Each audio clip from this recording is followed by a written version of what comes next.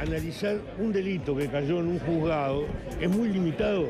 Lo que hay que investigar es a la banda, al grupo que lo componen muchas personas. Si usted dice que va a perseguir todos los delitos al mismo tiempo sin priorizar, lo que está diciendo es que está haciendo una priorización negativa. ¿Por qué? Porque lo que se hace es lo más fácil, que es lo primero que resulta. Bueno, la idea es no hacerlo más fácil, sino priorizar en base a criterios de gravedad e impacto que permitan atacar el centro neurálgico de las organizaciones criminales. Se tiene que acabar el recreo y tiene que defenderse los derechos de la gente. Es necesario un cambio de rumbo, de asumir que hay que ejercer la autoridad, de que hay que terminar con un país donde los ciudadanos nos sentimos presos en nuestras casas y muchos de los que deberían estar presos están libres y otros que entran presos se van enseguida. Una actitud abierta a escuchar propuestas de los partidos que estamos en la oposición. Acordamos en comenzar con una aplicación parcial geográfica del Código de Proceso Penal. El proceso penal uruguayo se está cayendo de a pedazos. Y si no lo cambiamos en forma urgente, lo que va a pasar es que Uruguay va a ser demandado ante la Corte Interamericana de Derechos Humanos y nos van a condenar porque no cumplimos con los estándares mínimos. Y recibimos al fiscal de Corte, Jorge Díaz. Gracias por venir. No, gracias a ustedes por la invitación. ¿Qué implica el nuevo Código de Proceso Penal? ¿Qué significa para la gente esto? Para decirlo en palabras sencillas, nosotros pasamos de un proceso inquisitivo, escrito y discontinuado, a un proceso acusatorio, adversarial, oral y público. Acusatorio porque la dirección de la investigación deja estar en manos de los jueces y pasa a los fiscales, separando claramente las funciones de investigar y acusar de la función de juzgar, que hoy están mezcladas. Adversarial porque implica que va a haber en el proceso igualdad de armas entre el fiscal representando a la sociedad organizada en el Estado acusando y el imputado con su defensa. Oral, puesto que la idea es que las audiencias sean orales y eliminemos el registro escrito que existe hoy y pasemos a un registro en audio. Y público significa que salvo aquellos casos que por la materia de que tratan, por ejemplo, delitos sexuales o delitos donde puedan estar involucrados menores, niños, niñas, adolescentes como víctimas, los demás procesos serán todos públicos y la sociedad uruguaya podrá de una vez por todas ver en forma absolutamente transparente cómo se juzga a las personas acusadas de cometer un delito. Bien, ¿los jueces están de acuerdo con este cambio? Bueno, la Suprema Corte de Justicia ha dicho en reiteradas oportunidades que sí, que están de acuerdo. Desconozco si hay algún pronunciamiento de la Asociación de Jueces, creo que no. Pero es una transformación que es absolutamente imprescindible porque Uruguay hoy no está cumpliendo con los estándares mínimos exigidos por las convenciones de derechos humanos que el país ha suscrito y ratificado. O sea, que el sistema actual es violatorio de los derechos humanos. Lo decía ahí al final del tape que veíamos. No le quepa a usted la menor duda. En primer lugar, porque no se cumplen con las normas del debido proceso. Las normas del debido proceso exigen que nosotros tengamos un juez imparcial. Para tener un juez imparcial, tenemos que tener un juez que no tenga relación de afecto, amor, odio o enemistad o amistad con las partes del juicio, y esa es la imparcialidad subjetiva, pero también debe haber imparcialidad objetiva, es decir, que el juez no haya interactuado con los hechos del proceso antes del juicio. Pues se contamina, obviamente, ¿no? Y en el Uruguay no solamente interactúa, sino que dirige la investigación, dispone interceptaciones telefónicas, vigilancias electrónicas y demás. Eso hace que los jueces uruguayos, por el diseño del sistema, no sean imparciales desde el punto de vista investiga objetivo. Y acusa. Claro. Pero además, usted fíjese que según los cánones del Tribunal Europeo de Derechos Humanos, el Tribunal Europeo de Derechos Humanos anuló 2 juicios que se llevaron adelante en Bélgica porque uno de los miembros de los casos son Piersbach contra Bélgica y De Kuyper contra Bélgica, y anuló los juicios en el Tribunal Europeo de Derechos Humanos porque uno de los integrantes del Tribunal de Juicio antes había sido fiscal y había tenido una mínima participación en la investigación. Usted imagínese que con ese criterio todos los juicios penales en el Uruguay serían Cae el sistema penal. Por eso digo, no estamos cumpliendo con los estándares mínimos que exigen las convenciones que Uruguay ha ratificado. El código está pronto, va a entrar en vigor el próximo año, los jueces no se oponen. El sistema judicial, el sistema procesal, el Poder Judicial, ¿está preparado para comenzar a funcionar de esta manera?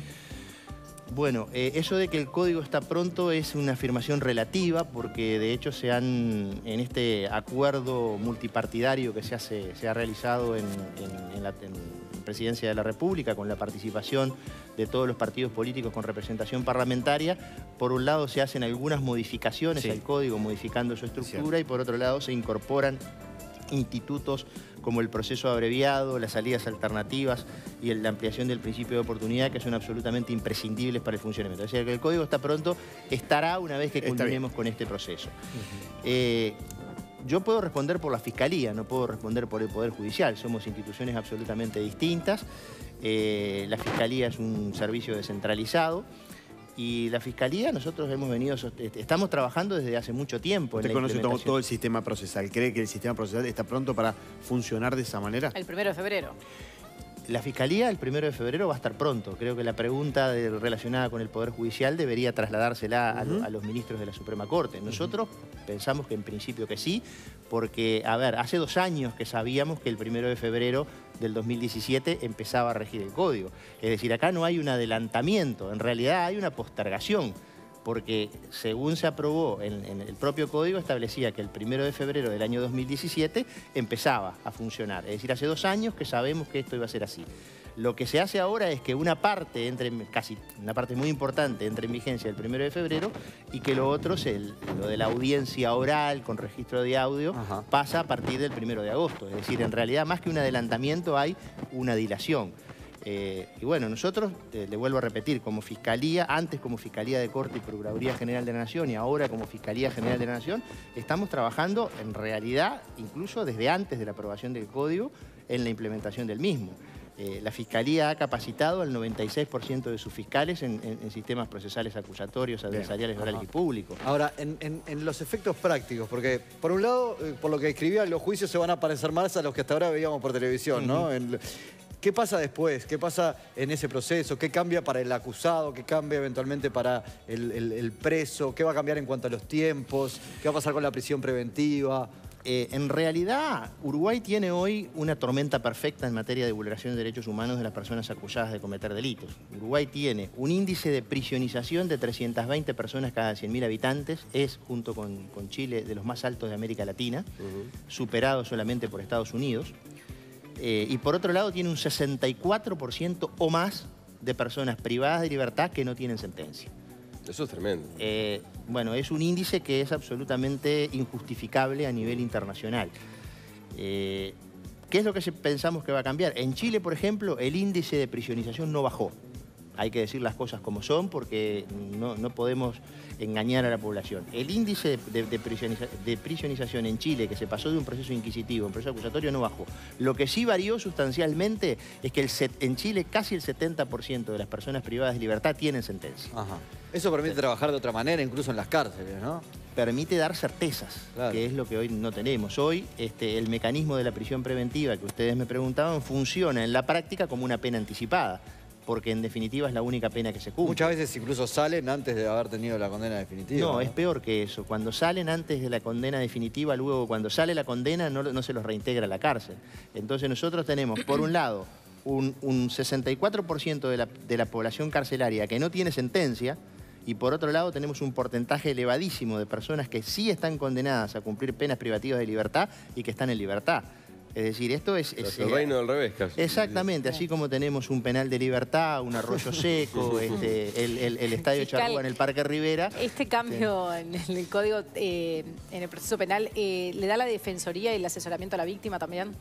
Está previsto en el código, ahí hay una discusión que yo creo que está pendiente, que es lo relacionado a quién le proporciona la asistencia a la víctima. El código establece que sería la Defensoría Pública. Nosotros no estamos de acuerdo con eso, porque entendemos que la Defensoría Pública debe asistir a los acusados y no puede la misma institución defender a los acusados y a las víctimas. Ahí se forma un problema de intereses muy fuerte. La Fiscalía, por otra parte, tiene sí asignadas determinadas funciones de protección, y la experiencia en los restantes países del mundo es de que la asistencia a las víctimas se hacen mediante convenios con las universidades de la República, los consultorios jurídicos y demás, o organizaciones no gubernamentales. Bien. En general, los códigos del mundo no establecen específicamente qué institución le presta asistencia a la víctima. Bien. Pero lo que sí establece el nuevo código es un estatuto para la víctima, a la que hoy no se le reconoce ningún derecho. Hoy nosotros a la víctima de un delito... ¿No tienen defensores de oficio hoy? No. No, claro, no tienen nada. De hecho, no tienen nada. O sea, a mí me causa un poco de gracia cuando aparece la preocupación que va a pasar con las víctimas en el nuevo código, pero hoy no tienen prácticamente ningún derecho.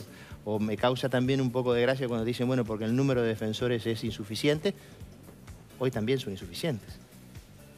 Es decir, a veces se le imputan al nuevo código determinadas deficiencias que hoy día tenemos y que es peor todavía. Y que es peor todavía. Fiscal, le cambio de tema. En el caso del narco mexicano que fue apresado en nuestro país, en la investigación, ¿se utilizó el software del Guardián? Tengo entendido que no. Por lo menos la información que dispone la Fiscalía no se usó. El Ministerio del Interior se justificó, el ministro se justificó en declaraciones suyas para involucrarse en esa confusión generalizada, porque él sí dijo claramente un día que se había usado. Usted antes había hecho una referencia, pero hablando de las escuchas, no necesariamente del Guardián, ¿no? ¿Esa fue la confusión? ¿En qué se confundió el Ministerio del Interior? Se lo tiene que preguntar al Ministerio del Interior. Es público y notorio que yo no soy el Ministerio del Interior. Pero usted, cuando lo dijo la primera vez... Yo cuando hablé la primera vez, que fue en una entrevista con el Canal 10, específicamente hablé de escuchas telefónicas. Y lo que defendí fue el sistema de vigilancia electrónica y dije un sistema que ha generado polémicas. Y en ese contexto mencioné al Guardián, pero en ningún caso...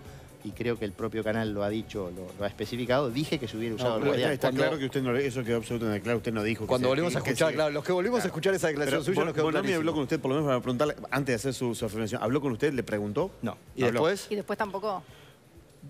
Yo con el Ministro del Interior hablo como hablo... Pero de este tema. No, de este tema no. No, porque él comunicaba más después que me había dicho que sí se había utilizado y después el diario El País puso que no tenía la firma de una jueza, o sea que no había autorización para utilizarlo. Conozco el comunicado decía que en realidad también se había basado en las declaraciones que había hecho usted. Pero yo no hice esas O declaraciones. sea que ahí tampoco habló con usted. Hubo un periodista ahí que le preguntó al ministro y que le dijo que el fiscal había hecho esas declaraciones y el ministro le creyó al periodista. Lo que pasa es que, raro que ¿no es grave que el ministro igual haya dicho que se había usado el Guardián sin que se hubiera usado? Bueno, no me corresponde a mí evaluar políticamente la actuación Pero sería grave. ¿Qué hubiera pasado si yo soy un funcionario del Estado, no soy un funcionario del gobierno. Sí. ¿Qué pasaba si el Guardián empieza en el periodo anterior, dura todo este periodo y continúa en el próximo gobierno? Es decir, ustedes comprendan que yo tengo inhibición constitucional para intervenir en los asuntos políticos.